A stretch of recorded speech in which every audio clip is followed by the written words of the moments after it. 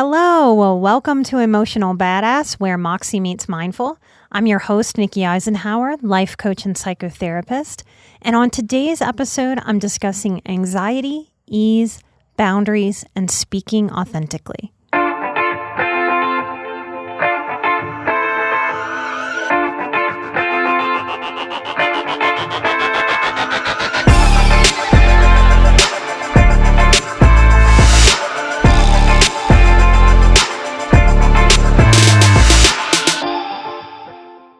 There is something that I see highly sensitive people do almost across the board, universally. HSPs often start to feel anxious, annoyed, or angry when someone is crossing either a natural boundary or a boundary that they thought that they set very clearly. Now, many of us struggle with this because we come from homes with dysfunction. And in dysfunctional homes, we learn to go inward and to feel, to stew on that anxiety, that annoyance, that anger, that frustration, that confusion.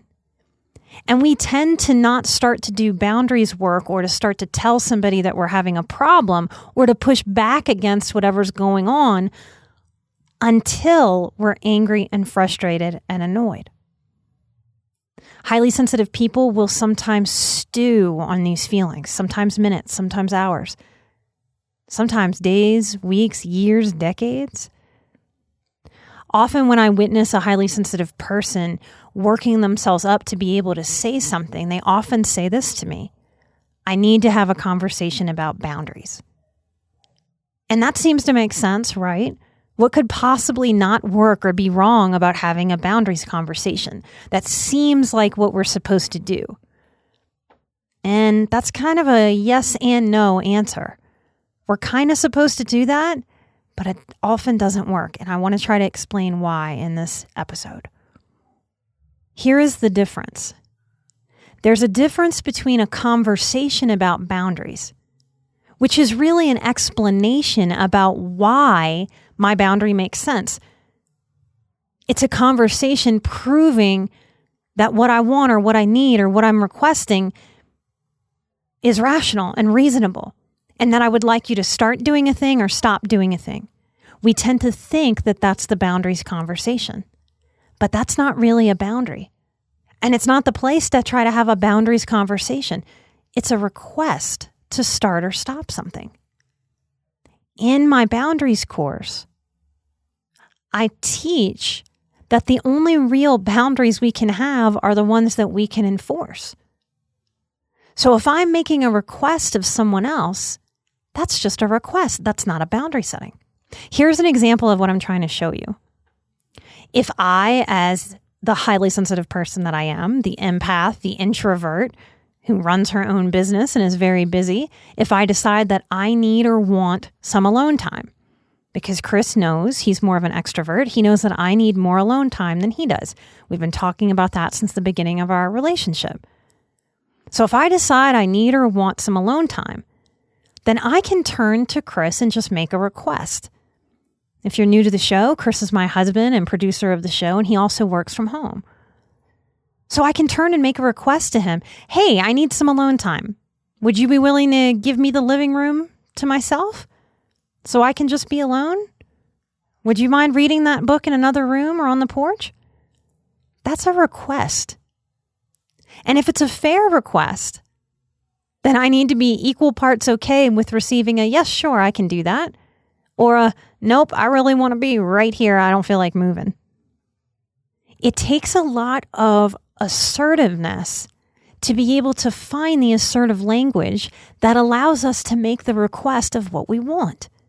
And if we were around immature or highly controlling adults as children, we didn't really see a whole lot of assertiveness.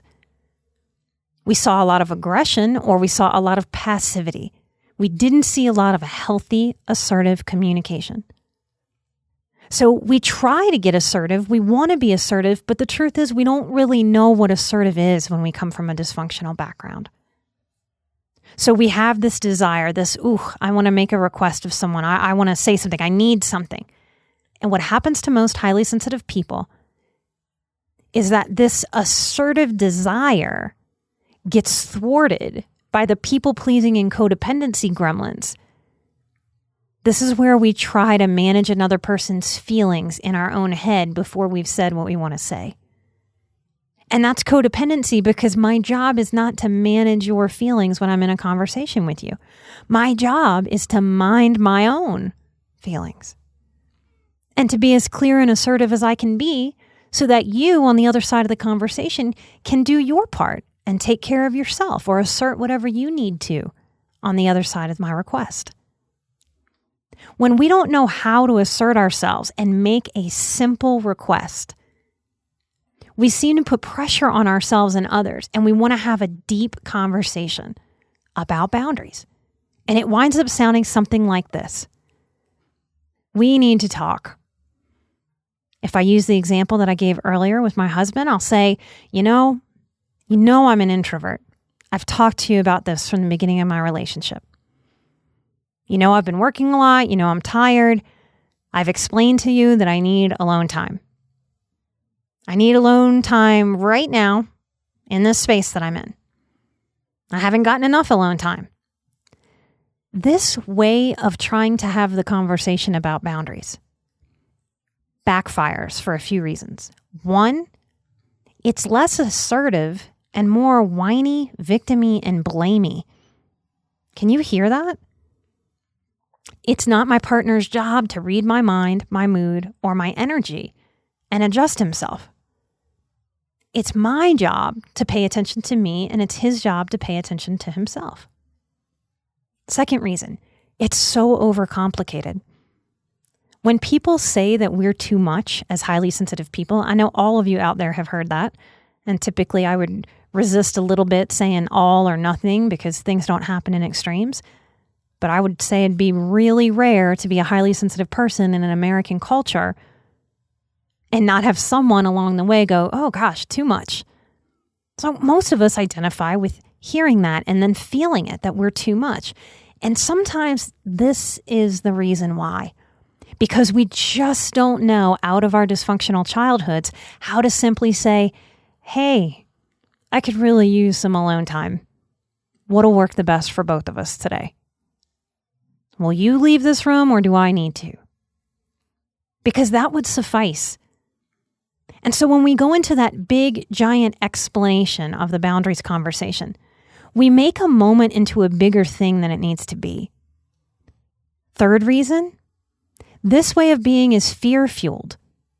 That whole big discussion, that's about trying to have an airtight case about why it's okay, why it's right for me to get to ask for this. It's very defensive.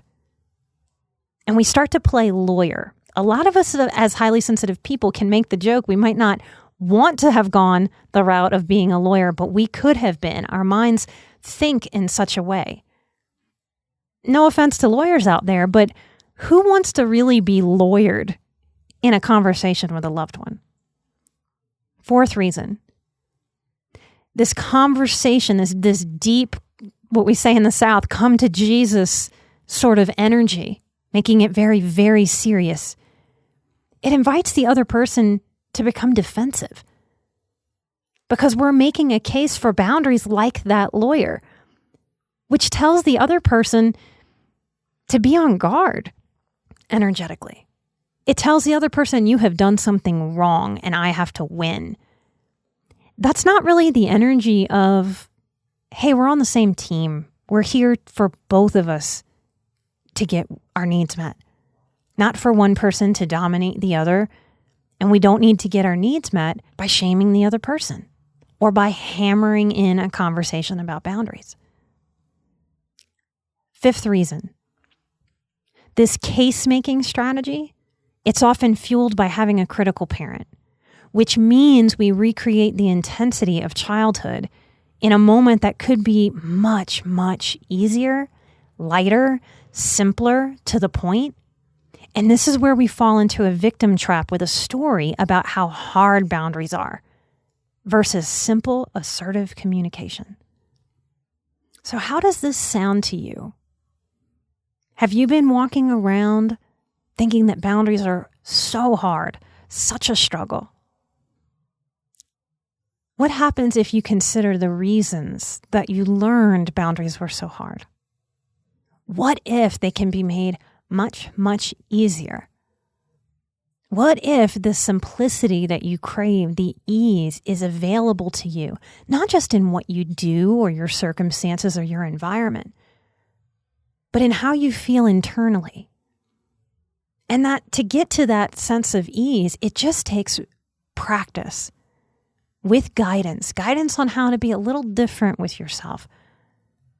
Guidance of where, when, and how to give yourself permission to advocate for yourself in a way that takes less energy and is more effective because it's clearer and it's simpler.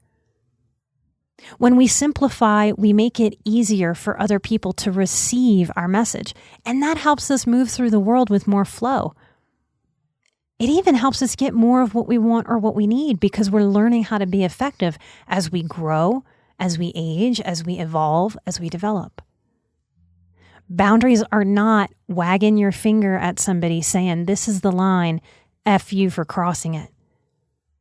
Boundaries are about a lot of permission to take care of the self, to learn energetically and emotionally where my side of the street starts and stops, where your side of the street starts and stops, and what we do separately and together when we come together and we overlap. The more that I practice what I teach in the Boundaries course, the easier and easier and easier and easier it gets to execute boundaries in my everyday life. With people that I love, that are close to me, and with the random people that we come into contact with just by living and being in the world. Now, a big part of what I encourage during the Boundaries course is how to receive boundaries. So it's not just a one-way boundary street. I would say that Americans have major issues right now as a culture, as a society, in not just setting healthy boundaries, but in receiving healthy boundaries. Check in with yourself on that. If you were to invite me to do something and I said, oh, no, thank you, that won't work for me. How would you receive that when someone tells you no? It's okay to be a little stung. It's okay to be a little disappointed. You had a hope and it's not coming to fruition. It's not following through. But we also can have muscles. It's easier for me now more than ever to receive boundaries from other people. If other people tell me no, I have learned, I had to learn. For the sake of my own sanity, for the sake of learning how to be a successful person professionally and personally. So in strong, grounded, balanced boundaries work, we work to be able to set boundaries, to be assertive, and to also receive them. So in the spirit of this episode, I'm not going to make a big old giant case for you to join the Boundaries course. I'm just going to assert what I want. And if you resonate with my work, I want you there. In that course, I teach you to get ahead of these nuanced traps where we think we're doing boundaries really well, but it keeps backfiring. The course is its own assertiveness training focused on creating more simplicity and ease. If you know you need ways to simplify and clearly express yourself, come sign up.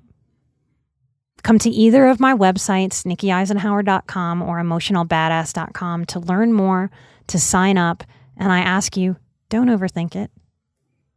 If you need a payment plan, we have payment plan options. If you need that price point, this material has changed my life, and I'm very proud of how I've packaged it for you. I want you to have ease and confidence and simplicity, self-respect, because you deserve that. You deserved that as a child, and damn it, you deserve to give that to yourself now.